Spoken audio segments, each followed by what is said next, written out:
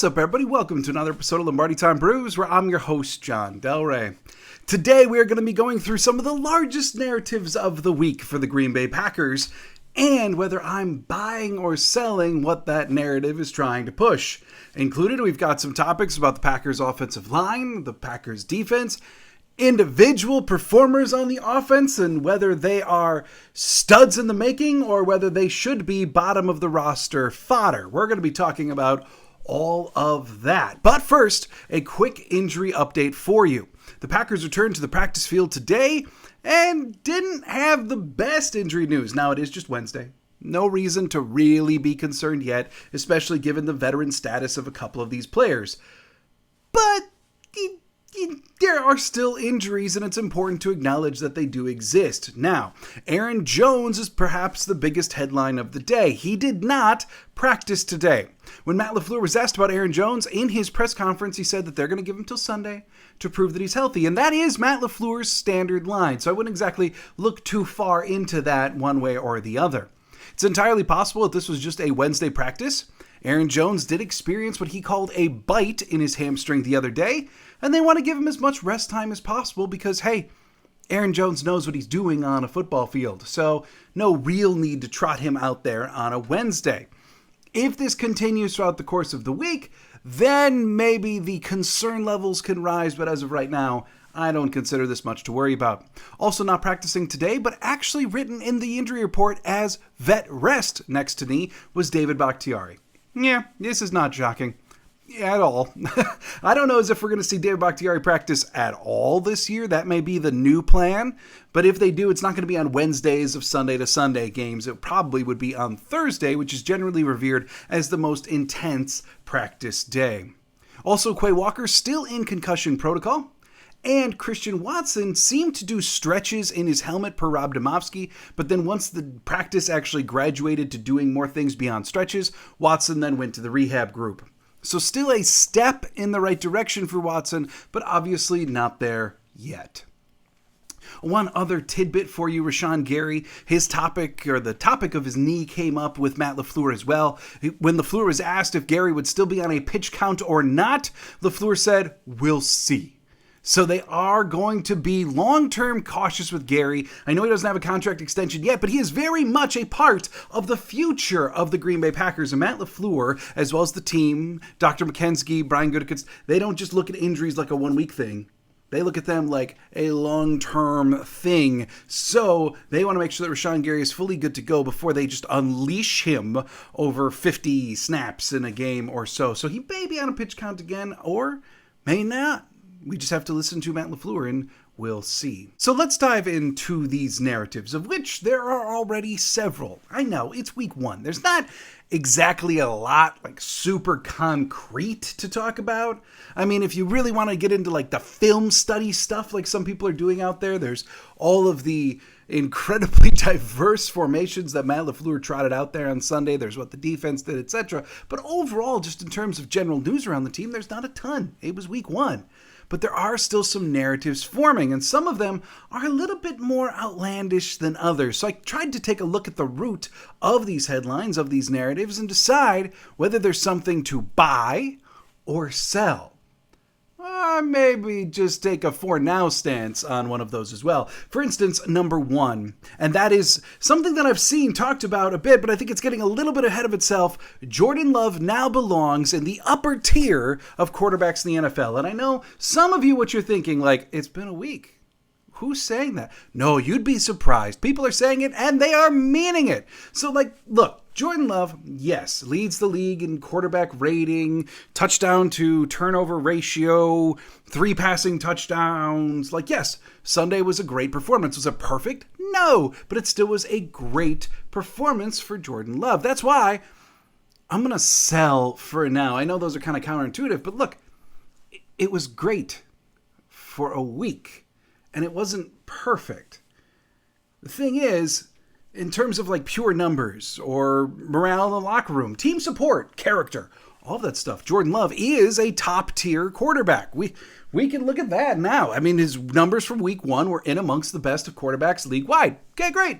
In the locker room, yes, by all accounts, he's well loved, he's well stood up for, etc., etc. Top tier there too. But who is the top tier of quarterbacks right now that immediately come to mind? Probably Burrow, Mahomes, Hurts, maybe Josh Allen, maybe Justin Herbert, right?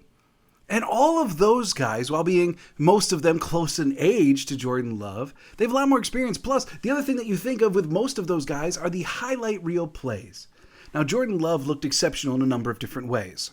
His footwork massively improved. Dan Orlovsky loving to detail where his eyes are going and how that's not where the ball is going. That kind of thing. Really advanced quarterback technique that Jordan Love is doing very, very well. However, there is one area of his game that is straight up lacking, and it is what is going to hold him back from being in the top tier of quarterback until he can do it with some form of consistency, and that is his deep ball accuracy. It's still a thing. It's still a work in progress. And frankly, as far as I'm concerned, until Jordan Love can master that and do it with consistency, and we see these highlight reel plays from the other quarterbacks, that is what's going to ensure that he's not in the top tier of quarterbacks amongst the NFL. But he could certainly get there. Number 2, another particular player on offense. And this one has led to a lot of very quality discussion as of late. And that is that A.J. Dillon is a sub-average running back. And I even saw someone who's very, very revered in NFL and Packer circles online say that he is a bottom-of-the-roster player. And with this, I say, sell. Kind of. Not fully. See, I can't say that I'm really impressed with A.J. Dillon's running style. It's been a while since he's had a game that's really looked impressive. And Sunday was a far cry from that impressive version.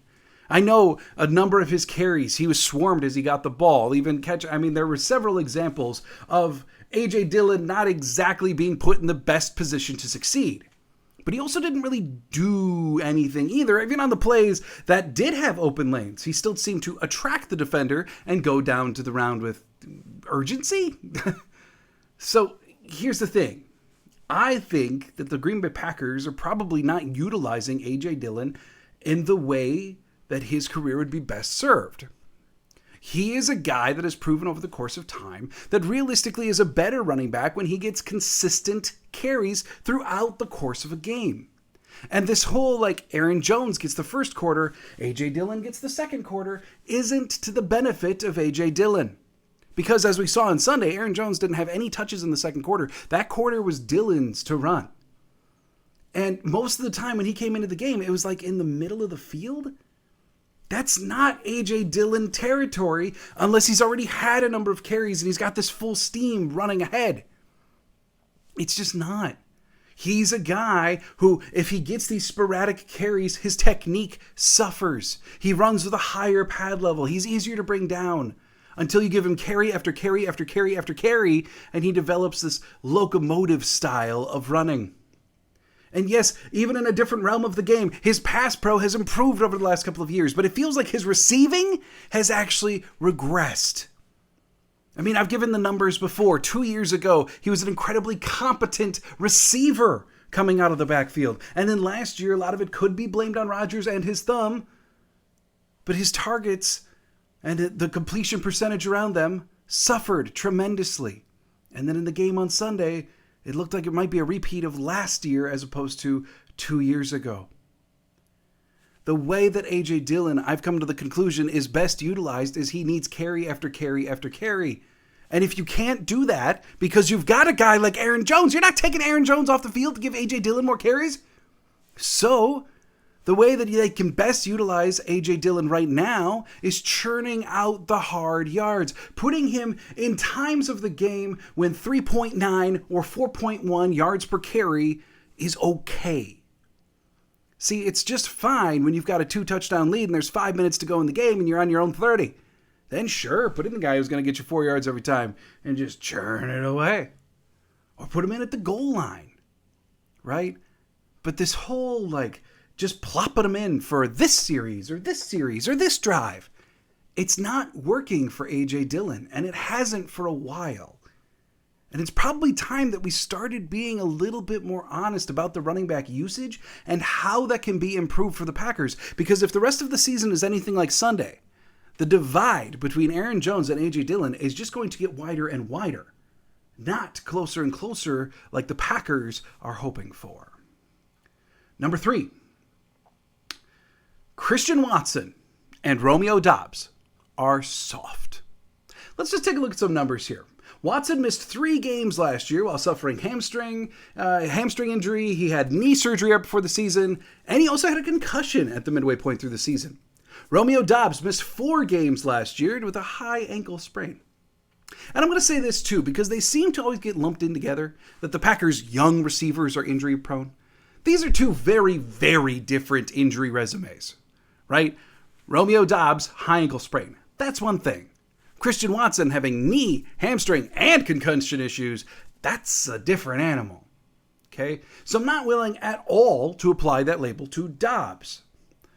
Watson, I'm certainly not going to call him soft. However, I'd be lying if there's not at least a little bit of concern with a player of his size, with his speed, constantly running into soft tissue problems. He certainly wouldn't be the first player who's this incredible athlete who can do things that very, very few in a generation can do, but is hampered because the body can't keep up with the speed that the rest of the body is demanding. Now, am I saying that he for sure is injury prone? No. Last year, the guy missed 3 games. That's it. And frankly, 3 games missed in a 17-game season for a young wide receiver who's adapting to the harder contact, more restraints put on them by the NFL, this is not uncommon at all. So if this continues, if we get to the end of the year and we're still hearing about this hamstring, if we get into next year, then maybe we can start developing some labels. But right now, week 2, year 2, after the guy's missed 4 out of a possible 18 games? No, not yet. I'm selling. Next topic. The Packers only looked good on Sunday because they played the Bears, and the Bears are one of the worst teams in the NFL. Funnily enough, I see this coming most from Bears fans who suddenly have no problem admitting that the Bears are awful, and the only reason that the Packers look good at all is because, well, they played the Bears. And my common response is, what exactly do you want the Packers to do? Because they also played twice last year, and by all accounts, the Bears were a worse roster last year than they are this year. At least that's what seems to be agreed upon in most NFL circles. And the Green Bay Packers in week 1 this year, even though week 1 is historically a god-awful week for the Green Bay Packers, put up a more convincing victory over the Bears than either of the 2 victories last year. In fact, this was one of the larger Packer over Bear victories that we've seen in a couple of years. So how does that work? And plus, 2, good teams play well against bad teams. That's what you want, right? And the Green Bay Packers played well against a bad team. So let's just dive into this a little bit more. Okay, one of the reasons why I'm convinced at this point that the Green Bay Packers, maybe not an elite contender yet, but that the Green Bay Packers are a quality NFL team is because of the varied ways that they beat and attacked the Chicago Bears on Sunday. Think about it. They had success passing the ball. They had success running the ball. They won on both sides of the trenches. The pass rush was effective. The run defense wasn't awful. They were quality in almost every realm of the field. And one of the only realms that we can't say they were great in was because they barely got to do it because the Bears didn't throw the ball down the field at all, which made it kind of tough to grade the Packers' pass defense on the whole.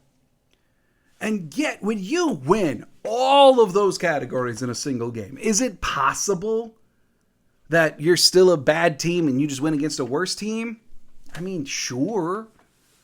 But to win convincingly in every single one of those categories means that you are not just bad against bad. It means that you are tiers above your opponent. And plus, what more do you want the Green Bay Packers to do? They played their schedule. They took the biggest things that the Bears have to offer, which is running on offense, and for the most part, contained it. They ran at the Bears' new strength in their defense, their inside linebackers, and still were successful. They had their brand new quarterback, Jordan Love, look really, really good in half number 2. So what do you want? I think it's more than they just looked good because they were going against the Bears. I think the Green Bay Packers are on the verge of potentially becoming an actually quality NFL team. You can sell that narrative all the way. How about let's take a look at a couple more. Zach Tom, he should switch to center. And then we play Walker at right tackle. Get Josh Myers on the bench no matter what. Seeing that one a lot. Now, at this point, we know realistically that the botch snap between Josh Myers and Jordan Love might have been more on Love than Myers. Like, if you get really in there in the instant replay, it might have been Love that bobbled and dropped that thing.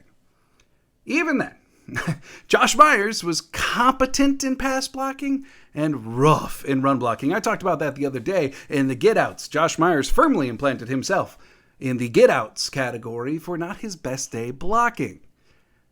So if you want to get Josh Myers out of the lineup, the most obvious answer probably is take the guy who the Packers believe his best position might be at center, has proven himself to quickly be a bona fide great player in the NFL, and then put your swing tackle in at right tackle, who you also seem to really like quickly.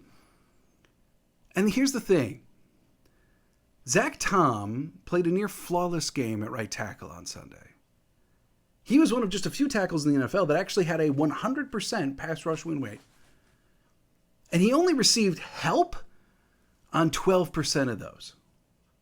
That was the lowest of all the players that had actually gotten 100% pass rush win rate. He didn't just have a good game at right tackle, he had a great game at right tackle. And my thing is, I think right tackle is more valuable to the success of an offensive line than a good center is. So if I think that I may have found the right tackle for the next decade plus, I want him to stay put. I want him just to be left alone. Keep learning right tackle. Keep getting better. But you know what they could do? They could get a little bit more creative. And maybe they already have. We're never going to know. But what they could do is take John Runyon Jr., who does have some experience at center. What if we kicked him over to center and then saw if Walker could play right guard? Because if Walker is one of your best five, which Matt LaFleur is always talking about finding, got to get the best five out there. Got to get the most cohesive five. If Walker's one of those five, I'm not sure the place where you want to get him onto the field is where David Bakhtiari is returning to his stalwart form or where Zach Tom is an emerging star. So maybe you take an Elton Jenkins route with him and try him at guard. And move John Runyon Jr. to center, who the Packers seem satisfied can at least play center. And again, that's only if you're desperate to get Josh Myers out of the lineup because you acknowledge that the gap between what Walker is able to do and what Myers is able to do is getting wider and wider. And you believe that the Packers' offensive line is best suited by getting Myers off the field. But the idea, to me, at this point, of taking Zach Tom off of right tackle and moving him to center is not one I want to experiment with right now. Let Zach Tom blossom at right tackle. Let him become one of the league's best at right tackle. And then have your two tackles for the season. Done. That is my preferred approach. Last one. That the Green Bay Packers should enter Week 2 against the Atlanta Falcons and utilize the same defensive approach that they used in Week 1 against the Chicago Bears. I'm buying that one. Okay? Look, we all want to live in a world where the Packers can use their man corners and do man things. Jerry Alexander, just go shadow the best wide receiver, lock him down, take him out of the game. Rasul Douglas, probably a little bit better at zone, but he certainly has enough push in his game to play some man. Stokes, once he returns, better at man. So, I mean, the Packers do have strengths in man coverage. Carrington Valentine, also superior at man compared to zone. But, as I was saying in preparations for the Bears game, there are certain games where it makes a lot more sense philosophically to go against that and play zone. And they're the games where you want to keep the offensive players in front of you because you're afraid of something coming from the line of scrimmage and advancing too far down the field while you as a cornerback have your back turned because you're chasing a wide receiver. Justin Fields is the epitome of that example because running quarterbacks, you have to keep your eyes on them or else you're going to get burned because they're just going to call deep plays and then he's just going to take the 15 yards he can get every single time beyond the defensive line. But the Green Bay Packers showed against the Chicago Bears that with very quick teams or mobile quarterbacks, they can very competently play zone, partly because of the new things that they're doing on the defensive line.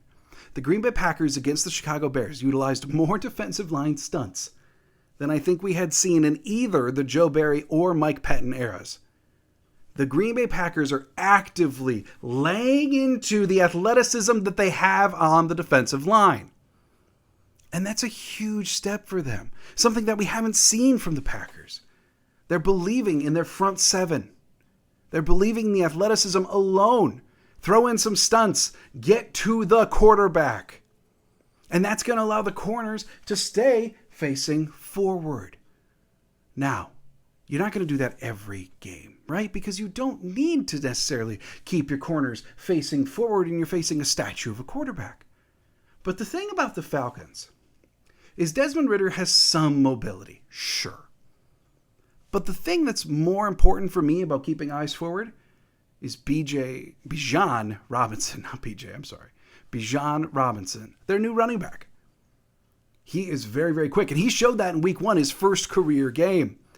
And the thing is, too, very much like the Chicago Bears offense, the Atlanta Falcons offense doesn't want to throw the ball down the field. They had one pass last week go more than 20 yards down the field.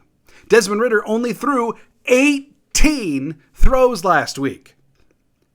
17 of those throws were either to the middle of the field or to the right. Only one was to the left, and it wound up being behind the line of scrimmage. So what that tells the Packers is we don't have to worry about you being this amazing quarterback that's going to beat us over the top. We don't have to worry about miscommunications in our deep zones with our safeties because you're going to execute it against us by slinging the ball 40 yards down the field. No, we can stay in our zones facing you to make sure that Robinson can't get past us and know that nothing's going to go over the top of us anyway. And if the Green Bay Packers believe that the Atlanta Falcons are going to take that same offensive approach that they showed last week and do it again this week against them, copy and paste. Copy and paste the game plan. Defensive line, edge players, you just go chase Ridder. Make his day hell. And against the Atlanta Falcons offensive line, if they play like they did last week, it should be a piece of cake because the Falcons offensive line played basically as poorly as the Chicago Bears offensive line played. So go get them. Secondary, stay true. Don't let guys coming at you beat you.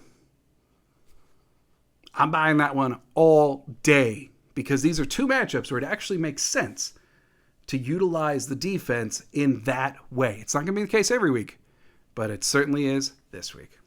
Thanks for joining me here on Lombardi Time Brews. I hope you're having a fantastic week. I'll be back Friday taking a much more in-depth look at Packers versus Falcons, truly previewing the game, looking at what the Falcons did last week, looking at what the Packers did last week, and how those two things are going to match up. Till then, have a fantastic week. Thanks for being here, and as always, go Pack Go.